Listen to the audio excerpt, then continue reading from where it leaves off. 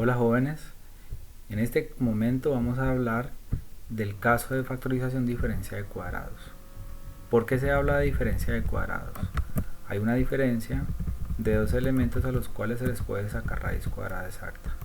No necesariamente exacta, pero la mayor cantidad de veces es usual obtener una raíz exacta. ¿Cómo se factoriza ese binomio? Se abrirán dos paréntesis, lo usual, y la factorización será el producto de la suma por la diferencia de las raíces cuadradas de cada uno de los términos. En este caso la raíz cuadrada de a cuadrado será a, entonces se va a colocar a como primer término, es decir, la raíz cuadrada del primer término del binomio, y en este caso la raíz cuadrada de b cuadrado será b. Entonces será a más b por a menos b, que equivale también a tener a menos b por a más b. ¿Por qué? Porque la propiedad conmutativa la cumple la multiplicación. En el caso de este binomio se podría entonces, entendiendo que es una diferencia de cuadrados, por lo que aquí está la diferencia, mirar cuál es la raíz cuadrada, en este caso de 25 a la 4. Su raíz cuadrada es 5a elevado a la 2, y en el caso de 81b a la 4c a la 6, su raíz cuadrada va a ser 9b a la 2 c elevado a la 3.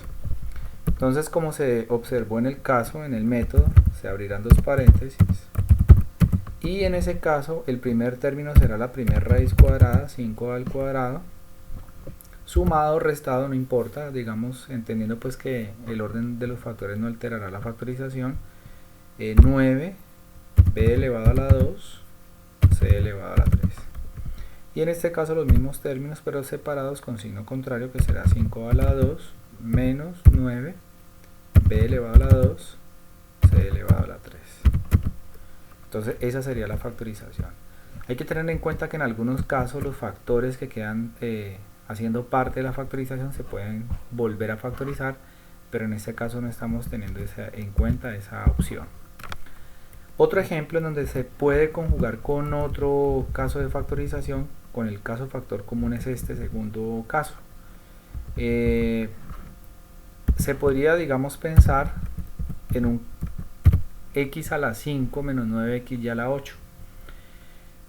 En ese caso, aunque hay una diferencia de dos términos, digamos, estaríamos tentados a pensar en una raíz cuadrada, pero resulta que x a la 5 no tiene raíz cuadrada exacta, por lo que al observar que en este caso hay un factor x que está aquí y aquí está la x 5 veces, entonces antes de factorizarlo como una diferencia de cuadrados, digamos, pensar que se puede factorizar como una diferencia de cuadrados, siempre es importante verificar si se puede sacar un factor común. En ese caso el factor común sería x, existe y se puede sacar, entonces en este primer término va a quedar x elevado a la 4 menos 9 y elevado a la 8. Entonces, al sacar el factor común x, nos damos cuenta que este segundo factor, a ese sí se le puede volver a factorizar como una diferencia de cuadrados. Entonces esto va a ser x, y factor de ¿quién?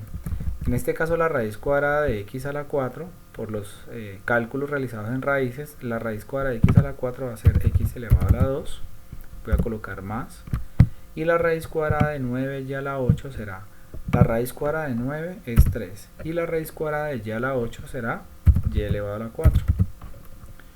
Entonces el segundo factor va a ser x a la 2 menos 3y elevado a la 4.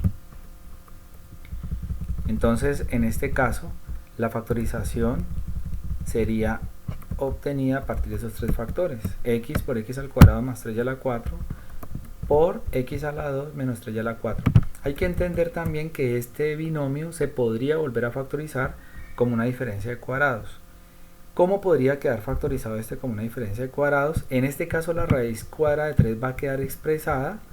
Entonces, ¿cómo podríamos volver a factorizar? Pensar en una nueva factorización final para esta expresión. Entonces va a quedar x al cuadrado más 3y elevado a la 4.